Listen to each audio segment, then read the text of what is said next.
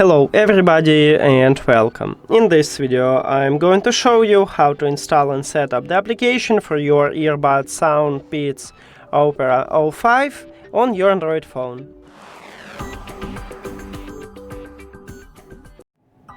You have to start by open Play Store and now go to the search. Click at the search line at the top and write SOUNDPEATS. Now search, and you should install this application what called SOUNDPEATS.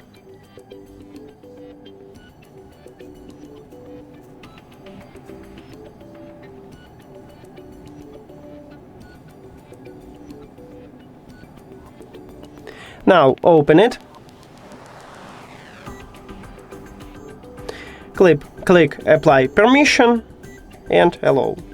Also, you need to enter to your account, so it would be look like this, and you just click login or register. But you can click, let's say, register and then swipe to login. It's up to you. Then write your email and your password and then click login.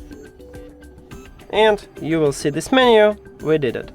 In the next video we'll show you how to add these earbuds to the application, so if you don't know how, you can check that video at this channel. And that's it. Thank you for watching this video. If you found it helpful, please consider subscribing to the channel and leave the like on the video. See you later!